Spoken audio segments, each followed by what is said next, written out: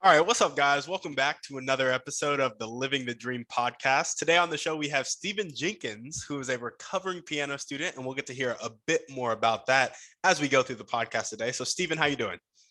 All right. How you doing, Tim? Doing well, doing well. Thanks for asking. Thanks for coming on the show. Uh, Oh, and we, yeah, and we like to jump right in. So, if you could start with just telling us a little bit about yourself, some of the things you like to do for fun, that'd be great. okay. Well, I pretty much consider myself to be a pretty normal, as much as I can say normal person. I like outdoor activities, family, fun, friends, you name it. Not very complicated. I like things pretty simple, and it's pretty much me in a nutshell. Yeah, simple guy. I love it. I love it. Like, So, tell us a little bit about what you do. okay, what I do with my time right now is really just find ways to help people. The past few years, I've been focused on helping people to understand piano a lot better, trying to make it easier for people so they can get into music like a lot of people want to. I love that. I love that. And so tell us a little bit about your motivation, what keeps you up and keeps you going every day with helping people understand piano better. So my motivation is just perseverance and resilience, which is pretty much my backstory with music. Because it wasn't something that came natural to me, came easy to me. I have just been in the mode of simplification, and not just in with music. I kind of try to look at everything from that perspective. Just trying to think of ways to make stuff easier to understand. Yeah. Yeah, I love that. So tell us a little bit more. We're going to jump to your dreams and goals now. Tell us a little bit more about that backstory and what really caused you to take that first step towards simplifying piano so you can understand it and help other people understand it.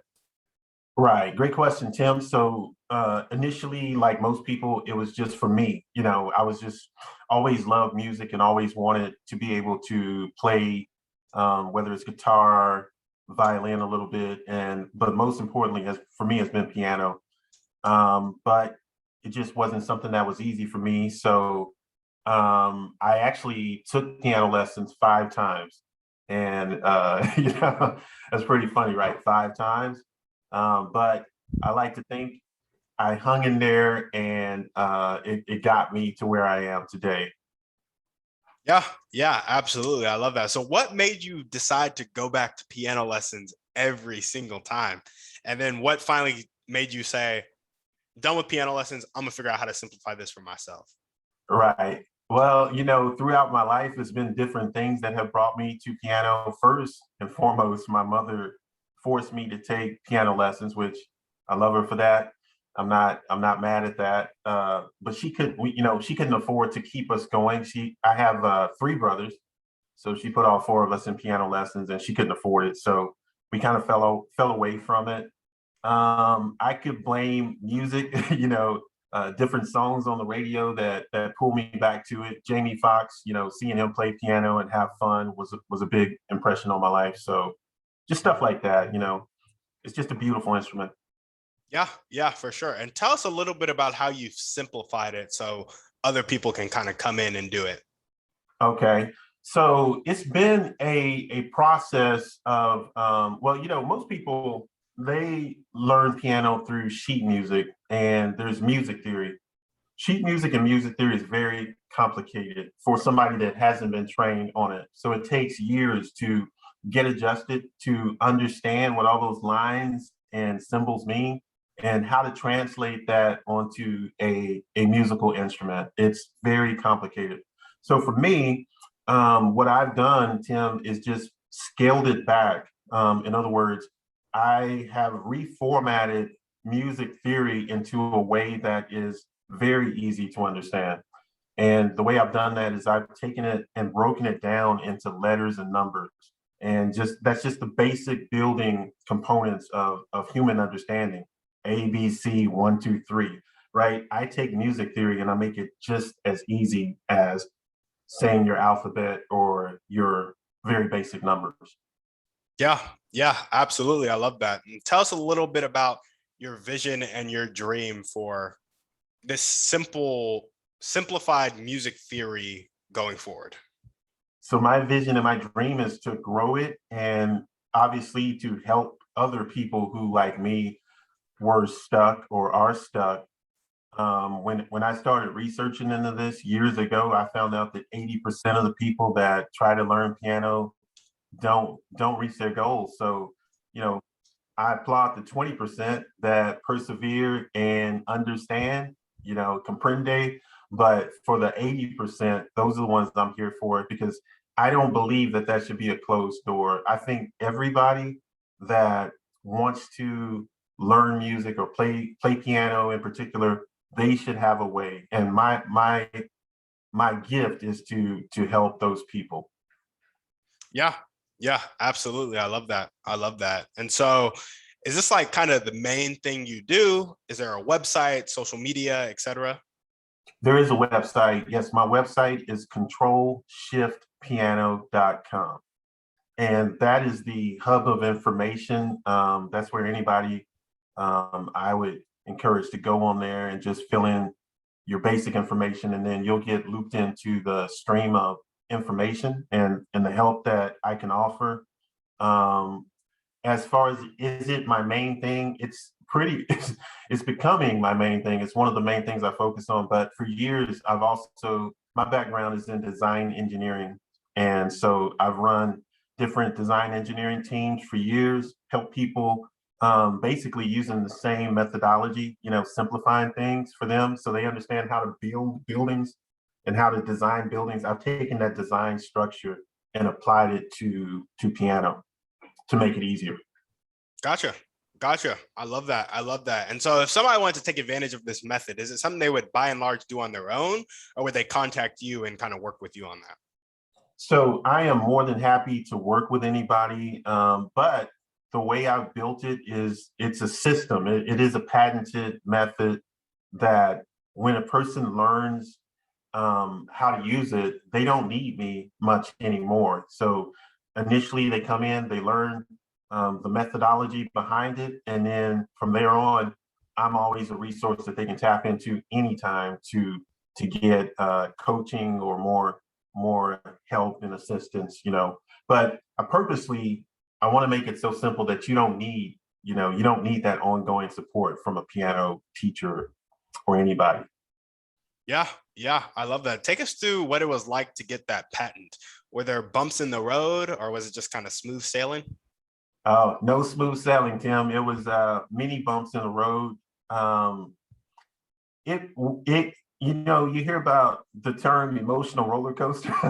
That's pretty much what it is, because everybody thinks they have a great idea, and myself included. Like, I've had hundreds of ideas, and you start off with that idea, and then you wonder, hey, is anybody else doing it? Has it already been done before? So you start doing your little research. Then you got to take it a step further, and eventually you get an attorney. They dig deeper and they find something close to it, but it's not the exact same. Or it could be anything. But it's something that is really fulfilling when you go through the process and you actually succeed. It's really cool. Yeah, Something I never expected to have a patent at all. That was not in my sights at all when I yeah, started. yeah, absolutely. So with patenting it, what was your motivation behind that? Because with your dreams and goals, you're helping people who are stuck. Why patent it? Take us through that a Right. little bit.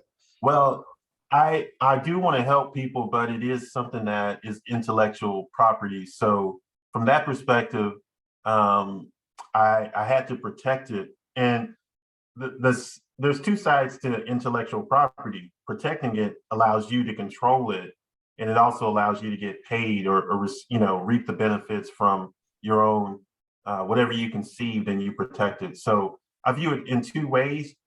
I protect the legacy of what it is. In other words, somebody else can't come in and step on it and make it something it's not intended to be. But I can also allow other people to go with it if I choose to, and they can expand it, or I could choose to make money off of it. Yeah, yeah, absolutely. I love that. I love that.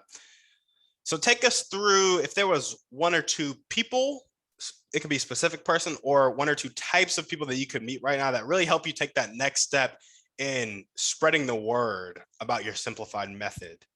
Who would they be and how would they do it? Right. Well, I think honestly, I think it's people like you. I think is individuals out there that are going to hear this story and understand what it is and latch on and just go with it and share it. I don't think it has to be a big because I've met some big people out there, and I'm not knocking them. I welcome all the love and support, but I think it's the small people that the story connects to. The people that know what it's like to struggle on an instrument, or maybe it's somebody else's basketball or something else, or maybe it's algebra. You know what I'm saying? Anybody that's been through a struggle to try to learn something, I think those are the people that are going to carry this story and push it to the next level. Yeah, yeah, absolutely. I love that emphasis on individuals who can connect with it as opposed to big influencers, because I think one of the greatest ways things spread is word of mouth. And while a big influencer has a big effect on word of mouth, if you can get like 100 or 1,000 really passionate people, that word of mouth becomes really effective. Exactly. Yep. Well, awesome, Totally man. agree. I love that. I love that. What is the most important one or two things that everyday people can do to kind of help you further that goal and dream? Just show support, show love. Uh, email me if you have any ideas or or even if you want help. I like to be like I told you, Tim, I'm an open book. So I like meeting people. I like networking with people. So anybody, if you want to get in touch with me, my email is steve@controlshiftpiano.com, and I'd be happy to talk to you also. Awesome. Awesome. I love that. I love that.